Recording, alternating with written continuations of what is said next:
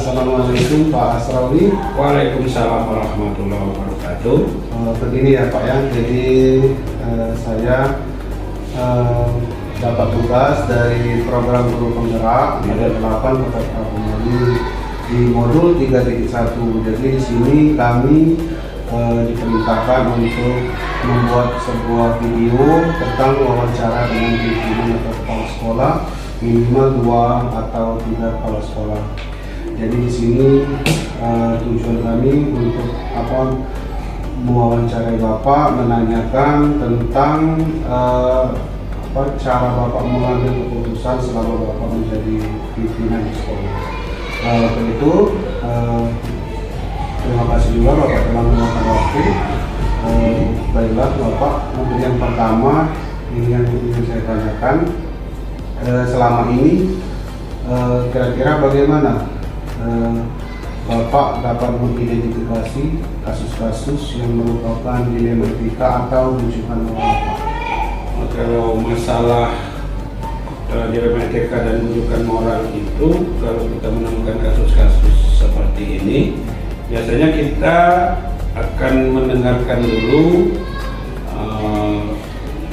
apa-apa yang memang dialami oleh siswa tersebut, itu baik dari wali kelas, dari guru mata pelajaran, terus dari guru bimbingan konseling tentang kasus-kasus yang terjadi di sekolah, sehingga kita dapat menyimpulkan dan menentukan apa yang akan kita ambil keputusan atau yang akan kita putuskan dari kasus-kasus tersebut setelah kita menerima masukan-masukan dari mereka-mereka tersebut, sehingga keputusan kita ambil itu merupakan keputusan bersama sesuai dengan masukan-masukan yang sudah kita terima sebelumnya. Iya, baik. Berarti seperti itu ya Pak. Siapa mendengar dulu dari wali kelas, maupun dan guru BK. Baiklah Pak Asrawi, untuk pertanyaan yang kedua, kira-kira bagaimana Bapak menjalankan pengambilan keputusan di sekolah, terutama pada kasus-kasus di mana ada dua kepentingan yang sama-sama benar atau sama-sama mengandung nilai kewajiban Pak?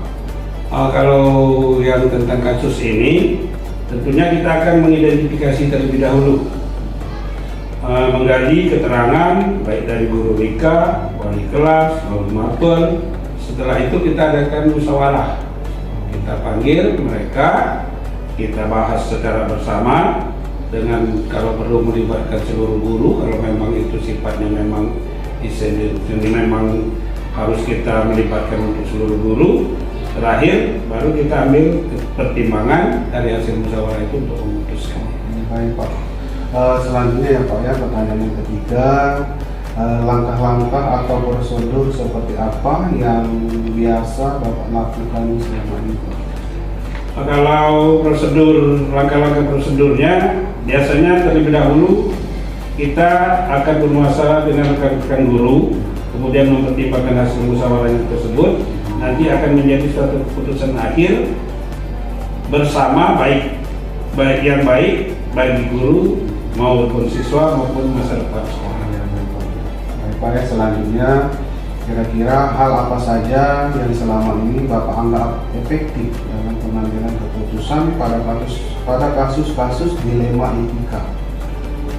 Kalau ini adalah yang paling efektif menurut saya selama ini adalah sebuah keputusan itu jika kita ambil dan kita putuskan secara bersama-sama, baik itu dari wakil, dari wali kelas maupun dari guru BK dan seluruh guru-guru yang ada di sini. Jadi keputusan bersama kita ambil, mudah-mudahan keputusannya itu akan lebih baik bagi anak-anak atau bagi sekolah. Iya Pak. Selanjutnya Pak ya, yang kelima, hal apa saja yang selama ini merupakan tantangan Bapak dalam pengambilan keputusan pada kasus-kasus dilema etika? Ini yang ada.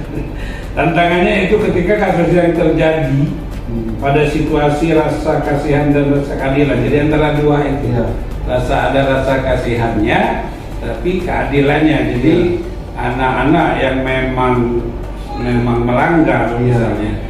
Nah, tapi kita akan memutuskan suatu keputusan itu, kita juga harus melihat dari segi keadilannya. Jadi antara rasa kasihan situasi, rasa kasihan dan rasa keadilan. Oke, baik Pak. Selanjutnya Pak, apakah Bapak memiliki sebuah tata kelola atau jadwal tertentu dalam sebuah penyelesaian kasus dilematika? Apakah Bapak langsung menyelesaikannya di tempat atau memiliki sebuah jadwal untuk menyelesaikannya?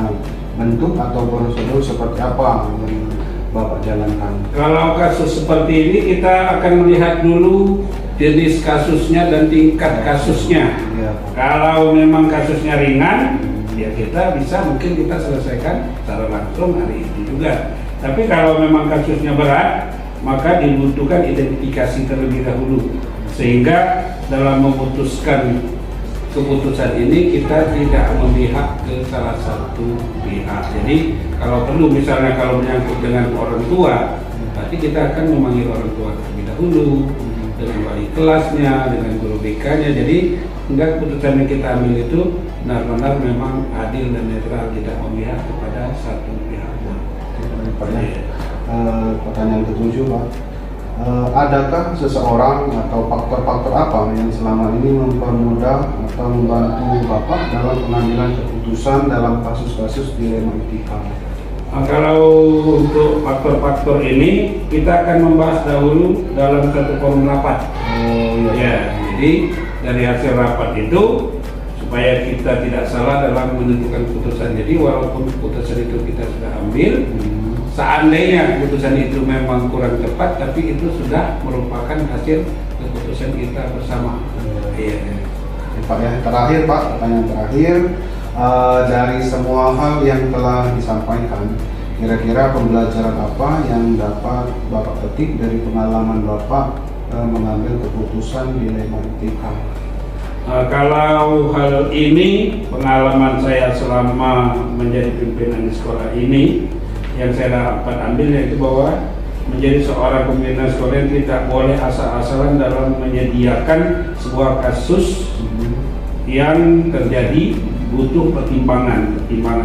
Karena kasus tersebut dapat mengambil keputusan yang tepat dan baik bagi guru, siswa maupun masa depan sekolah. Artinya, berarti kita dalam mengambil keputusan itu kita harus mempertimbangkan hal-hal yang memang benar-benar dapat dipertanggungjawabkan, sehingga keputusan kita ini benar-benar dapat dirasakan dan tepat, baik itu bagi siswa, bagi guru maupun bagi rekan-rekan yang lain, sehingga apa-apa yang kita dapatkan ini akan menjadikan hal-hal yang terbaik untuk sekolah kita. Ya. Oke Bapak, mungkin itu saja. Terima kasih atas waktu dan ruangnya Bapak telah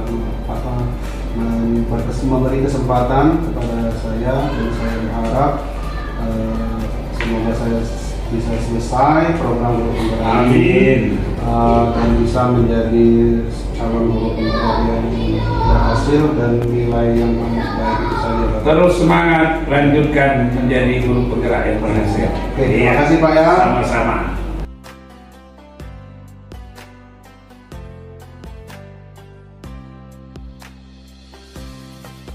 Assalamualaikum warahmatullahi wabarakatuh, Bu Yusma. Waalaikumsalam, Pak Sarson Iskandar.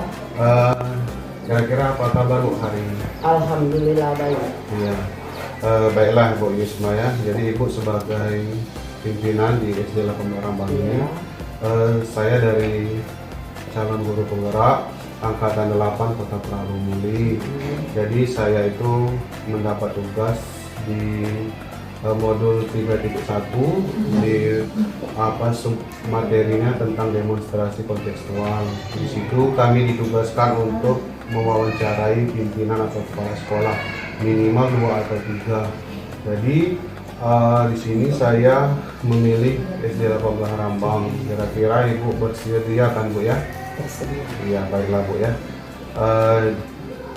Jadi kalau bersedia, ini ada beberapa pertanyaan Bu ya. Yang pertama kita langsung saja Bu ya. Iya, tidak usah tegang Bu. Ya. Selama ini Bu, kira-kira bagaimana Ibu itu mengidentifikasi kasus-kasus sehingga bisa dikategorikan dia ini masuk di dilema etika atau di bujukan orang? Biasanya menggali keterangan dulu tentang kasus-kasus. Tentang kasus-kasus tersebut terjadi sekolah saya sehingga bisa ditentukan suatu keputusan dari kasus tersebut. Oh, itu ya Bu ya. Ya. Ya, baik Bu. Kemudian yang kedua Bu ya. Selama Ibu menjabat sebagai pimpinan, kira-kira bagaimana Ibu menjalankan pengambilan keputusan di sekolah, terutama untuk kasus-kasus di mana ada dua kepentingan itu yang sama-sama benar atau sama-sama mengandung nilai-nilai kebajikan. Saya menginterpretasi dulu kasus tersebut, kemudian mengadakan musyawarah dengan rekan guru terakhir. Saya mengambil keputusan sesuai pertimbangan dari hasil musyawarah. Oh iya, baik. Jadi begitu ya Bu ya. Ya. Ya.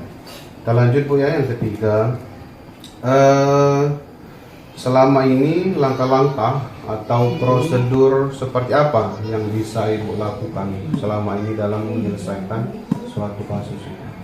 Musyawarah terlebih dahulu dengan rekan guru, kemudian mempertimbangkan hasil musyawarah tersebut yang nantinya akan menjadi suatu keputusan akhir bersama yang baik-baik guru, siswa dan masa depan sekolah. Oke, baik ya Bu ya. Ya. Selanjutnya Bu, hal apa saja selama ini yang Ibu anggap efektif dalam pengambilan keputusan pada kasus-kasus dilema etika? Yang paling efektif menurut saya selama ini dimusyawarahkan terlebih dahulu, Pak. Oh gitu ya Bu ya. Oke. Selanjutnya Bu, hal apa saja yang selama ini merupakan tantangan Ibu dalam pengambilan keputusan pada kasus-kasus dilema etika? Tantangannya Ya. yaitu ketika kasusnya yang memang apabila ditetapkan sebuah keputusan mengandung unsur rasa kasihan dan keadilan. Baik Bu ya. Jadi seperti itu. Selanjutnya Bu ya, apakah Ibu memiliki sebuah tata cara atau jadwal tertentu dalam sebuah penyelesaian kasus dilema etika? Apakah Ibu langsung menyelesaikannya di tempat atau memiliki sebuah jadwal untuk menyelesaikannya? Bentuk atau prosedur seperti apa yang sering Ibu jalankan? Ada, Pak. Ada. Biasanya saya dibantu oleh rekan-rekan guru. Di sini yang memberikan pertimbangan-pertimbangan kepada saya dalam menetapkan pengambilan keputusan. Oke, baik Bu ya. Oke, semua ya. Apakah Ibu itu memiliki sebuah tata cara atau jadwal tertentu dalam sebuah penyelesaian kasus dilema etika? Apakah Ibu itu langsung menyelesaikannya di tempat atau memiliki sebuah jadwal untuk menyelesaikannya? Kira-kira bentuk atau prosedur seperti apa yang pernah Ibu laksanakan? Yang pasti melihat kasusnya terlebih dahulu. Ya. Apakah kasus ringan dahulu sehingga keputusan tidak.